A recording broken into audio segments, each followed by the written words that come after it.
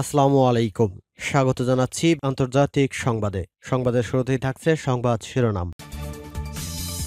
যে কোনো সময় শুরু হয়ে যেতে পারে তৃতীয় বিশ্বযুদ্ধ। দর্শক, আমাদের হাতে এসেছে সর্বশেষ ভয়ঙ্কর সব আপডেট আন্তর্জাতিক সংবাদ। প্রথমেই জানিয়ে দিব সংবাদ শিরোনাম। তৃতীয় বিশ্বযুদ্ধ শুরু হয়ে গেছে বলেছেন সাবেক ইউক্রেনীয় সেনাপ্রধান। এরপর জানিয়ে দিব হঠাৎ কেন ইউরেনিয়ামের মজুদ বাড়ালো ইরান। এদিকে আমাদের মতো অস্ত্র আর কোনো দেশের নেই বলেছেন পুতিন। এরপর জানিয়ে দিব নেতানিয়াহুকে গ্রেফতার করবে যুক্তরাজ্য।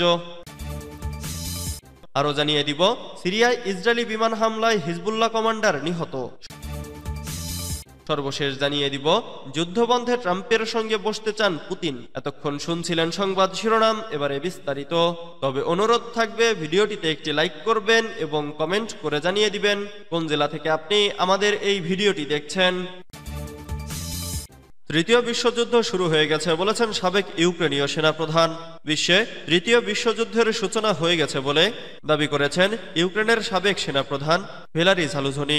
তিনি বলেন, রাশিয়ার সঙ্গে সরাসরি উত্তর কোরিয়া ও ইরানের গোয়েন্দা এবং তাদের সামরিক সহায়তা এর প্রমাণ। ইউক্রেনিস্কা প্রভাদার ইউপি 100 পুরস্কার অনুষ্ঠানে এক বক্তব্যে ঝালুঝনি বলেন, উত্তর কোরিয়ার সেনারা ইতোমধ্যেই ইউক্রেনের মাটিতে প্রবেশ করেছে এবং যুদ্ধে অংশ নিচ্ছে।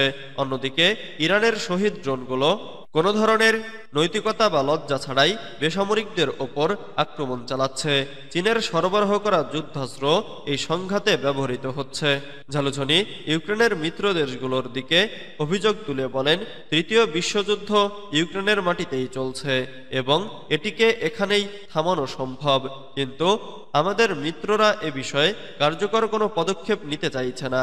তাই এই দ্বিধাদ্বন্দ্ব ভবিষ্যতে আরো ভয়াবহ পরিণতি ডেকে আনতে পারে। হঠাৎ কেন ইউরেনিয়ামের মজুদ বাড়ালো ইরান? ইরান পরমাণু বোমা তৈরির জন্য প্রয়োজনীয় গুরুত্বপূর্ণ ইউরেনিয়ামের মজুদ ব্যাপকভাবে বাড়িয়েছে, যা দেশটিকে পরমাণু অস্ত্র তৈরির দোরগোড়ায় নিয়ে আসছে। আন্তর্জাতিক পরমাণু শক্তি সংস্থা IAEA এর একটি প্রতিবেদনে এমন তথ্য উঠে আসায় আন্তর্জাতিক মহলে ছড়িয়ে পড়েছে নতুন উদ্বেগ।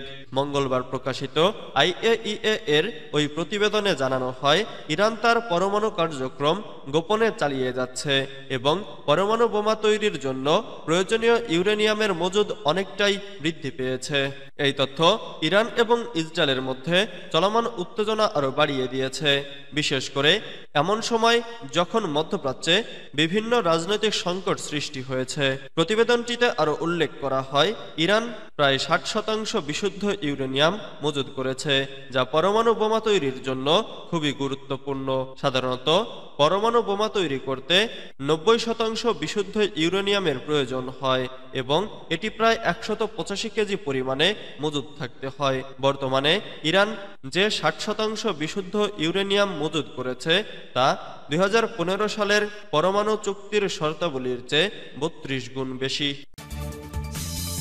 আমাদের মতো অস্ত্র আর কোনো দেশে নাই বলেছেন পুতিন। পশ্চিমাদের বেশ বড় হুমকি দিয়েছেন রাশিয়ার প্রেসিডেন্ট ভ্লাদিমির পুতিন।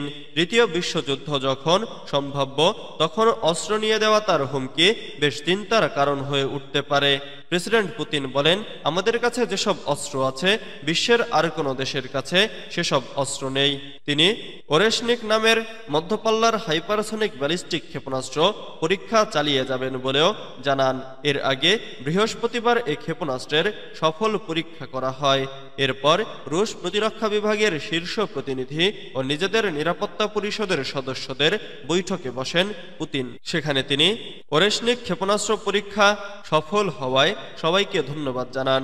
যেহেতু রাশিয়া নতুন হুমকির সম্মুখীন, এ ক্ষেপণাস্ত্রের উন্নয়ন অত্যাবশ্যক বলে মন্তব্য করেন পুতিন। ক্ষেপণাস্ত্রগুলো প্রস্তুত আছে, যে কোনো সময় এগুলো কাজে লাগানো হবে বলেও ওই বৈঠকে উল্লেখ করেন রুশ প্রেসিডেন্ট। তিনি বলেন, আমাদের এই অস্ত্রকে আটকে দেওয়া যাবে না, আমাদের কাছে এর মজুদ রয়েছে যা ব্যবহারের জন্য প্রস্তুত। এরপরই ওরেশনিক হাইপারসনিক ব্যালিস্টিক ক্ষেপণাস্ত্র উৎপাদন বাড়ানোর নির্দেশ দেন পুতিন। নেতানিয়াহুকে গ্রেফতার করবে যুক্তরাজ্য। যুক্তরাজ্যের মাটিতে পা রাখলে ইসরায়েলের প্রধানমন্ত্রী বেনিয়ামিন নেতানিয়াহুকে গ্রেফতার করবে দেশটির সরকার। যুক্তরাজ্যের প্রধানমন্ত্রী কিয়ার স্টারমারের মুখপাত্র এই ইঙ্গিত দিয়েছেন। আন্তর্জাতিক অপরাধ আদালতের নেতানিয়াহুর বিরুদ্ধে গ্রেফতারি পরোয়ানা জারির পর এই ইঙ্গিত দিলেন তিনি। শুক্রবার মুখপাত্র বলেন, যুক্তরাজ্য সবসময় অভ্যন্তরীণ আইন এবং আন্তর্জাতিক আইনের অধীনে নির্ধারিত আইনি বাধ্যবাধকতা মেনে চলবে। নেতানিয়াহুকে গ্রেফতার করা হবে কিনা এ বিষয়ে সরাসরি জানতে চাইলে মুখপাত্র বলেন, তিনি নির্দিষ্ট কোনো মামলার বিষয়ে কথা বলবেন না।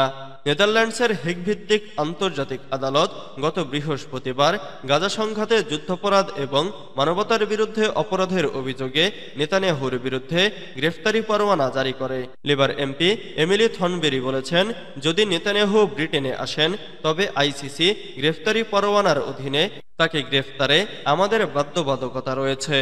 এটা কোনো প্রশ্ন নয়, আমরা বাধ্য, কারণ আমরা আইসিসির সদস্য। সিরিয়ায় ইসরায়েলি বিমান হামলায় হিজবুল্লাহ কমান্ডার নিহত। সিরিয়ায় সাম্প্রতিক ইসরায়েলি বিমান হামলায় হিজবুল্লাহর একজন শীর্ষ কমান্ডার নিহত হয়েছেন। শনিবার 23 নভেম্বর এক প্রতিবেদনে এনবিসি নিউজ এ খবর জানিয়েছে। খবরে বলা হয়, হিজবুল্লাহ ওই কমান্ডার 2007 সালে ইরাকে মার্কিন সেনাদের ওপর হামলার পরিকল্পনা করতে সহায়তা করেছিলেন।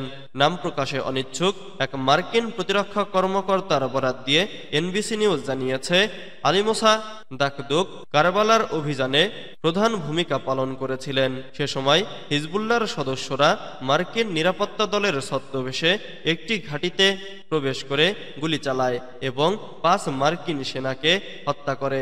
সাম্প্রতিক বিমান হামলায় আলী মুসা দাকদুক নামের ওই হিজবুল্লাহ যোদ্ধাকে হত্যা করেছে ইসরায়েল। তবে সিরিয়ায় ইসরায়েলের ওই হামলা কবে কখন চালানো হয়েছে সে বিষয়ে তাৎক্ষণিক তথ্য পাওয়া যায়নি।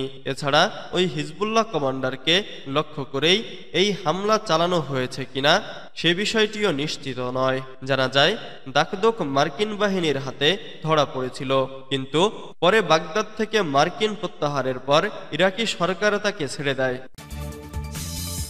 যুদ্ধবন্ধে ট্রাম্পের সঙ্গে বসতে চান পুতিন। রুশ প্রেসিডেন্ট ভ্লাদিমির পুতিন 2022 সালে ইউক্রেনে সামরিক অভিযান শুরু করেন। এরপর 1000 দিন পরে এসে বিভিন্ন ফ্রন্টে লড়াই চলছেই, তবে যুদ্ধবন্ধে এখন পর্যন্ত কোনো লক্ষণ নেই। উল্টো রাশিয়ায় যুক্তরাজ্য ও মার্কিন তৈরি দূরপাল্লার ক্ষেপণাস্ত্র দিয়ে হামলা চালিয়েছে ইউক্রেন। অন্যদিকে রাশিয়াও এর কড়া জবাব দেওয়ার হুঁশিয়ারি বার্তা দিয়েছে। এমন পরিস্থিতিতে ইউক্রেন যুদ্ধ বন্ধে যুক্তরাষ্ট্রের নবনির্বাচিত প্রেসিডেন্ট ডোনাল্ড ট্রাম্পের সঙ্গে আলোচনায় বসতে চেয়েছেন পুতিন, তবে তিনি এক্ষেত্রে কিছু শর্ত দিয়েছেন। বার্তা সংস্থা রয়টার্স জানিয়েছে, পুতিনের শর্তের মধ্যে রয়েছে ইউক্রেনে রাশিয়ার দখল করা ভূখণ্ডগুলো নিয়ে বড় কোনো ছাড় দেওয়া হবে না। এছাড়া ন্যাটোতে যোগ দেওয়ার ইচ্ছা ত্যাগ করতে হবে ইউক্রেনকে। রাশিয়ার সাবেক ও বর্তমান 5 কর্মকর্তা পরিচয় প্রকাশ না করার শর্তে জানিয়েছেন, ট্রাম্পের মধ্যস্থতায় কোনো চুক্তি হলে তাতে ইউক্রেনের চলমান সম্মুখ সারির যুদ্ধ বন্ধে রাজি হতে পারে ক্রেমলিন। এছাড়া পূর্ব ইউক্রেনের দনেৎস্ক, লুহানস্ক, জাপোরিঝিয়া ও খেরসন অঞ্চল ভাগাভাগির বিষয়েও আলোচনার সুযোগ রাখা হবে। এই 4 অঞ্চলকে বর্তমানে নিজেদের বলে দাবি করে রাশিয়া। অঞ্চলগুলোর 70 থেকে 80% রুশ বাহিনীর নিয়ন্ত্রণে রয়েছে। রয়টার্স আরও জানিয়েছে, ইউক্রেনের উত্তর ও দক্ষিণাঞ্চলে খার্কিভ ও মিকোলাইভের অল্প যেসব এলাকা রাশিয়ার দখলে রয়েছে সেখান থেকে সেনা প্রত্যাহারে রাজি হতে পারে ক্রেমলিন। তবে শেষ পর্যন্ত কোনো চুক্তি না হলে রাশিয়া যুদ্ধ চালিয়ে যাবে বলে রয়টার্সকে জানিয়েছে সূত্র।